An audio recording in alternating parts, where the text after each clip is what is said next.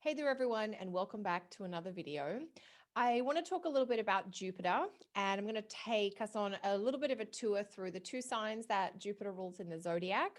We're going to touch on the terms of Jupiter as well. So that might be a new concept if you're not used to the terms or the bounds. And eventually that's going to lead us into a little bit of a discussion about shopping. And that all started because just obviously the Black Friday, Cyber Monday sales are not totally new. They are definitely a modern thing, but they go back to the early 80s and they did originate in the US. But I did wonder, what is it about this time of year, late November, early December, that connected into that sort of shopping frenzy? And I know this is a pretty modern thing, so I'm not trying to sort of describe a cause and effect here by any stretch of the imagination, but more just from an observational place of like, isn't that curious or isn't that interesting?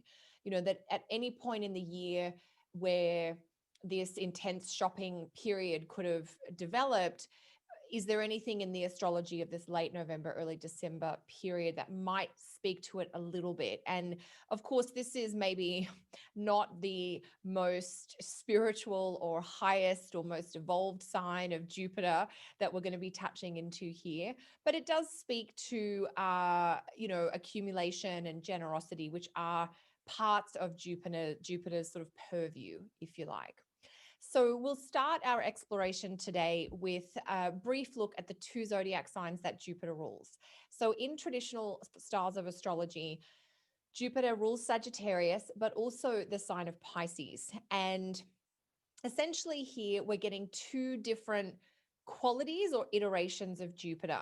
We might think about Sagittarius as expressing the more yang or day or even the masculine tone type of Jupiter, whereas Pisces expresses the more yin or feminine or perhaps the nighttime version of Jupiter. It's still Jupiter, but it filters out through the different qualities of the signs to be kind of experientially different out in the world. And I am sharing some information that I did post in a blog post on my website called Shopping and the Super Jupiter Sagittarius Period. So I'll link to that below if you want everything in the blog post, but I'm definitely going to share the highlights and just explore that with you here today. Okay, so Sagittarius is the more outward version of Jupiter. It's more expressive, it's active, it has a louder volume. And Sagittarius is definitely known as a sign for its uplifting, kind of optimistic quality.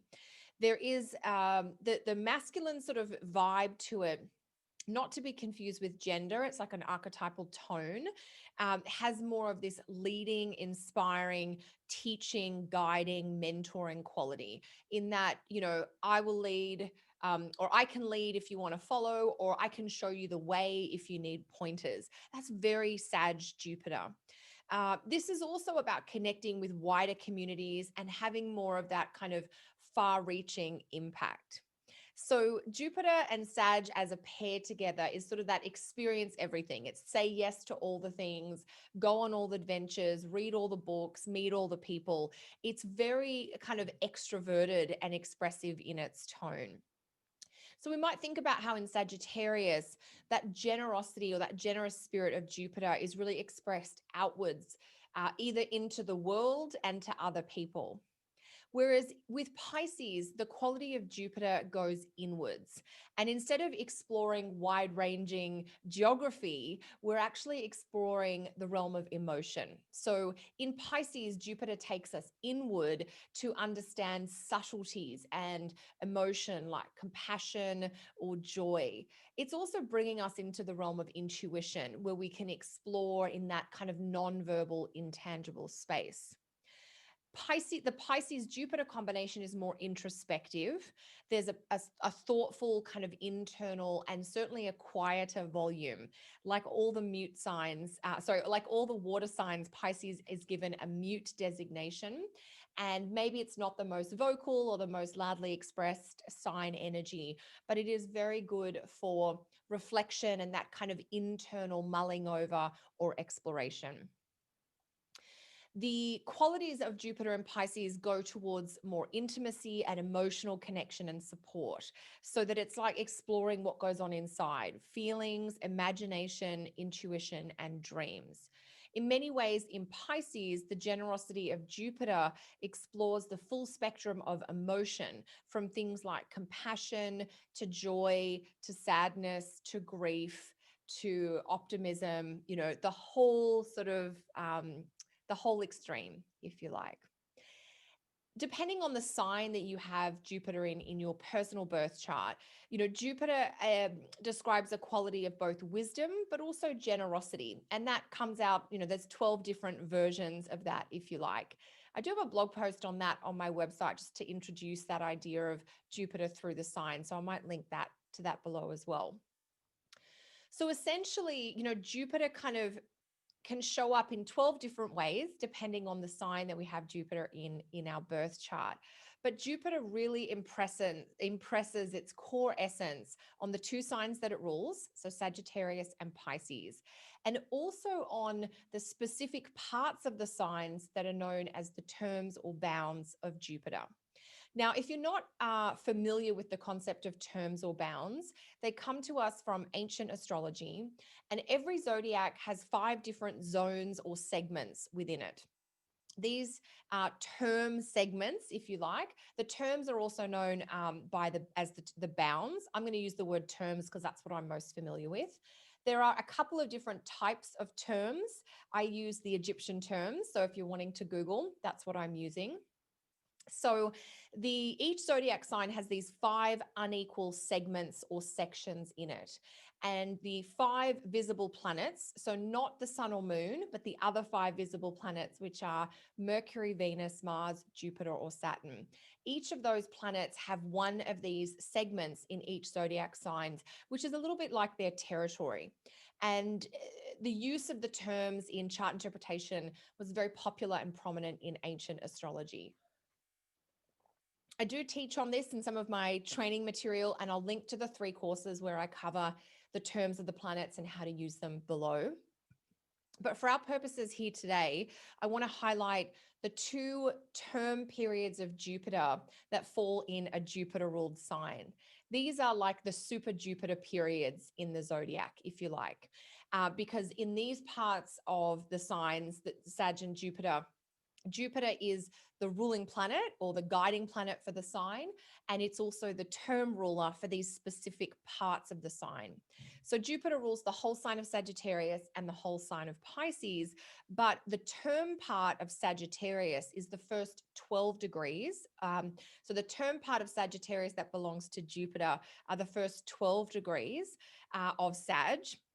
And the term part of Pisces that belongs to Jupiter is from 12 to 16 degrees Pisces. So 0 to 12 degrees Sagittarius is the terms of Jupiter, and 12 to 16 degrees of Pisces are the terms of Jupiter. So those 2 parts of Pisces and Sag are like what I have described as super Jupiter parts of the zodiac. And because the nature of Pisces and the nature of Sagittarius are very different, we're going to see very different expressions of this kind of over the top Jupiter energy at those times of the year. Now, what I'm sort of doing here is connecting the sun's journey to that. So if we think, what is the calendar date when that super Jupiter period in Sagittarius is highlighted? So when is the sun in the first 12 degrees of Sagittarius? That covers from approximately November 21st to December 3 every year. So each year from November 21st to December 3, the sun has moved into Sagittarius and is moving through the first 12 degrees of Sag, which means the sun is both ruled by and in the terms of Jupiter. So the sun takes on this huge Jupiter infusion in that time frame. So it is interesting to me the kinds of like modern cultural things that have come out as a result of that. And as I mentioned, in the early 80s, we started with the Black Friday type sales, which has then morphed into this whole sort of 4-day period where there's lots of deals and sales and extreme shopping that seems to go on. And it's just an interesting observation. As I said, not saying a cause and effect, just observing and, thinking, yeah, isn't that curious? So what I wanted to kind of go through here was just highlight why is that part of, Sagittarius so strongly Jupiter, which we've looked at by looking at the terms. And then I thought we could sort of move through into the idea that Jupiter isn't actually about shopping. It's about meaning and purpose. It is about abundance. It can be about accumulation. Sagittarius, like all the mutable signs, can get scattered and can get a little overwhelmed and can overdo things. And so that may be part of what you've experienced if you've gotten swept up in some of these sort of sales shopping frenzies that can go on at this time of year. But ultimately, Jupiter represents things that are more meaningful and meaty than just buying stuff. Jupiter is about the desire to kind of uplift or raise our spirits through meaningful experiences and by spending time with people that we love or admire or we feel that we're learning from. So Jupiter really represents the idea to learn and grow. And when we don't have that higher wisdom component of Jupiter active in our lives, we can sometimes get sucked into that marketing messaging that an object or a thing will give us that sense of satisfaction or fulfillment or purpose when that's not actually how it works. So things get a little bit confused inside us. And so the idea here is that if we take the concept, so there's a meaning and purpose piece of Jupiter. I've got so many thoughts and so many notes to share with you. That's why I'm just pausing as I'm going. So Jupiter is really about meaning and purpose. And when we try to buy things to give us that feeling, we've gotten lost somewhere along the way. And so that's the larger message, I think, is that, if you want to feel filled up in your spirit, you're going to need something that has a wisdom, spiritual, fulfilling nature, which is usually an experience or connection with knowledge, like learning, for instance. So that's better than stuff. The Sagittarius, Jupiter and Sag in this super Sag period is all fire. Fire is the most divine element. And the reason the ancients considered fire to be the most divine element is that fire always moves upwards. It's always reaching higher. It's always striving for that sense of how can I get closer to the divine? So if and look, I'm guilty of it too. This isn't me like saying a judgment about this. It's just, sometimes we get overwhelmed or distracted and we're buying things mindlessly rather than mindfully. And so what I'm actually trying to kind of put a call for here is to be intentional with the way we shop, because the fact that Jupiter is about the principle of generosity, he can sort of describe that what you're supporting with your shopping is a way of expressing what's meaningful or valuable to you. So shopping can be an expression of your values or beliefs, that what you spend your money on can be an expression of what's important to you. So if convenience and ease is important to you, it might be that you love shopping at the online behemoth that dominates all online sales.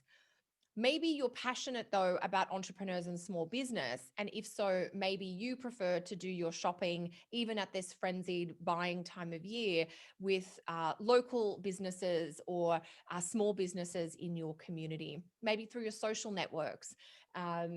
I always love when I come across a small business or a sustainable business, even if it's not someone I know directly because they're not geographically near me. It's always fun for me to find that connection of like local or handmade, or this looks like a, solopreneur just getting started, because I remember what it's like to be just that single person hustling, trying to create a living for yourself that's meaningful, and how powerful every single sale is for you at that stage of your business. So, if you're passionate about entrepreneurs and small businesses, then you're going to probably prioritize spending money, maybe not just at this time of year, maybe you do it all year round, but especially at this time of year with small businesses or local, shops and enterprises.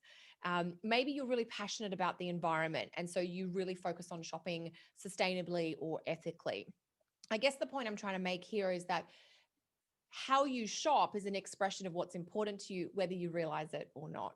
Maybe you have thought about what you're doing with your shopping dollars. Maybe you're just in such an overwhelmed season of life that you don't have the luxury of that. And I totally get that because I've definitely been there as well. Essentially, you get to decide how and where you spend based on what you believe and on the kind of contribution that you want your money, which is your wealth, to make. What I also thought was interesting is when you sort of track the unfolding of this sort of late November, Black Friday, Cyber Monday shopping period. In 2010, an initiative called the Small Business Saturday Initiative emerged, which was to sort of maybe counterbalance the frenzied box store shopping that tends to happen on Black Friday with the idea of supporting small businesses. And that's something that I've always been very passionate about. Running a small business myself, in the beginning, I was just a solopreneur. It was just me. As things have grown over the years, I do have a couple of team members that support me in running my business, but we definitely are a small business in terms of our size. Just me and a couple of part-time support staff, which is amazing. So the idea of Small Business Saturday is to encourage everybody to think about the power of small businesses and how when you do shop locally or shop in the small business sort of space, you really are supporting your local economy. You're contributing directly to the livelihoods of families and individuals within your immediate community. And that's something that's a fantastic thing to support. If you can't do it all the time, just where and when you can. Is there a local bookstore? Is there a more local kind of greengrocer or produce market? Can you get some of your fruit and veg from a farmer's market rather than just at the main grocery chains, for instance? And then a couple of years later, in 2012, there was another edition known as Giving Tuesday, which is the first Tuesday that comes up after the US Thanksgiving. So sometimes this Tuesday is late November and sometimes it's early December. And the idea about Giving Tuesday is it's like a global giving movement. And the tagline that they describe themselves as a movement to give, collaborate, and celebrate generosity. And it's really about using what you have to try and do good for others. And so it's really interesting to sort of see the evolution of how this super Jupiter Sagittarius period is showing up culturally or collectively in the late 20th and early 21st century. It started as just like a mad shopping frenzy, and it sort of evolved a little bit to maybe to get something a little closer to the essence of Jupiter around supporting small businesses and then the idea of giving back. So the key is that, Small Business Saturday and Giving Tuesday both fall within this super Jupiter period in early Sag, where the sun is in the terms of Jupiter and in a sign ruled by Jupiter. So the whole purpose of writing this article and sharing this video with you is to share a little bit of astrology, which is my mission and great joy to be able to do in this lifetime, just to talk astrology wherever I can to people who are interested, hopefully as much as I am to hear about astrology, but also to connect it to kind of current events and maybe this understanding of what there's the strong Jupiter signatures behind that time frame from November 21st to December 3 each year. Maybe there is some inspiration you can take from that in terms of being inspired to make a really meaningful choice with your money so that you can contribute to and support businesses or industries that you really believe in. I know money seems like a weird thing to link to meaning, but shopping can be a really powerful way to support what matters to you. So if you're in a place where you've got a little bit of privilege and a little bit of choice around that, and I understand not everybody does, there are seasons in our lives or circumstances that some of us do find ourselves in where we just have to find things that are affordable and accessible and easy. And that's, we all have to do what we have to do for survival. And if that's where we are, that's where we are. But for those of you who are in a place where you can be thoughtful or, take a moment to be mindful about what you're doing, the small businesses in your environments, in your local communities, will really benefit from your support at this time of year. I think they would benefit from it every year, but particularly in 2020, where so much of their livelihood has been impacted by the global events with the pandemic. So I hope this inspires you to maybe support a small business in your local community, or maybe you find a great small micro business online. Fantastic. What I would also love to kind of create is that, in the spirit of generosity, if there's a small business or a giving cause that you want to support this season, please drop a link to them below in the comments so that we can all find out about more fabulous small businesses and support them. Wishing you all a wonderful rest of the week, and we'll talk again soon.